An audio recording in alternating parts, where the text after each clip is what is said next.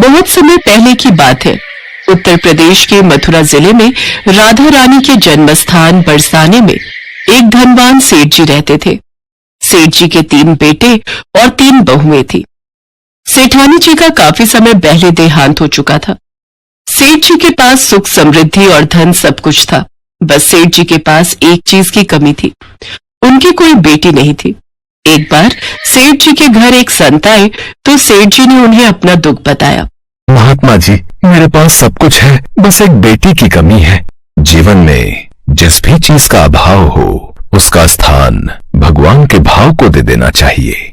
बेटी नहीं है तो क्या हुआ, राधा रानी को अपनी बेटी मान लो। इतना कहकर संत ने सेठ जी को राधा रानी की एक तस्वीर दी।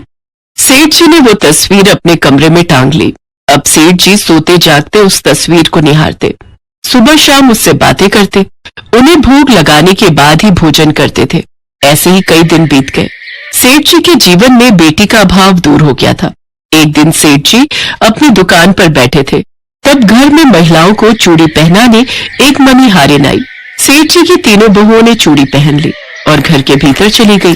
तभी मणिहारिन जैसे ही जाने लगी, एक छोटी सी बच्ची ने उसका हाथ पकड़ लिया। ओ मैया, लाओ मुझे भी चूड़ी पहनाओ, मैं तो रह ही गई। कितनी सुंदर और कितनी प्यारी बच्ची है। क्या नाम है तुम्हारा? मेरा नाम राधा है। लगता है सेठ जी के घर कोई मेहमान आए हैं, उन्हीं की बेटी है। इसे भी चूड़ी पहना देती हूँ। हाँ हाँ रुको बेटी, मैं तुम्हें रंग बिरंगी चूड़ियाँ पहना देती हूँ। उस लड़की को चूड़ी पहनाने के बाद मणिहारिन सेठ जी के पास चूड़ियों के दाम लेने पहुंची। सेठ जी, लाओ चूड़ियों के पैसे दो। अच्छा, पहना आई चूड़ियाँ, अभी देता हूँ। सेठ जी पैसे गिनकर मणिहारिन को देने लगे। सेठ जी, मुझे ज्यादा पैसे चाहिए, ये तो कम है। क्यों, चूड़ियों के दाम बढ़ा दिए हैं क्या? नहीं नहीं सेठ जी, दाम नहीं बढ़ाए हैं। हमेशा 3 को चूड़ी पहनाती हूँ, आज 4 को चूड़ी पहनाई है। मेरे घर में तो सिर्फ 3 बहुएं हैं, चौथा कौन आ गया? ये ले पकड़, जब घर में चूड़ी पहनने वाले 3 लोग हैं तो 3 के ही पैसे दूंगा। उसके बाद सेठ जी ने मणिहारिन को 3 बहुओं की चूड़ियों के पैसे देकर मणिहारिन को भेज दिया और घर आकर अपनी बहुओं से पूछा, बड़ी बहू, क्या तुम तीनों के अलावा किसी और ने भी चूड़ियाँ पहनी थी? नहीं तो पिताजी, हम तीनों ने ही पहनी थी। क्यों, क्या हुआ? इसका मतलब मणिहारिन मेरे से झूठ बोलकर ज्यादा पैसे ले जा रही थी। अच्छा हुआ मैंने उसे पैसे नहीं दिए।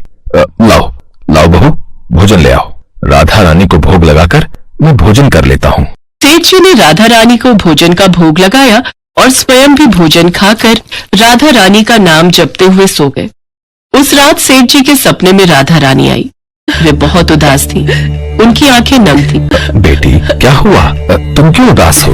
पिताजी, आज मेरे घर चूड़ी पहनाने मणिहारिन आई थी, मैंने भी उससे चूड़ियाँ पहन ली। 3 बहुओं की चूड़ियों का मोल तो मणिहारिन को चुका दिया, परंतु अपनी बेटी को भूल गए। मैं भी तो उसी घर में रहती हूँ ना पिताजी, आप ही तो कहते हो मैं आपकी बेटी हूँ। राधा रानी की बातों को सुनकर सपने में ही सेठ जी की आंखों से आंसुओं की धारा बहने लगी।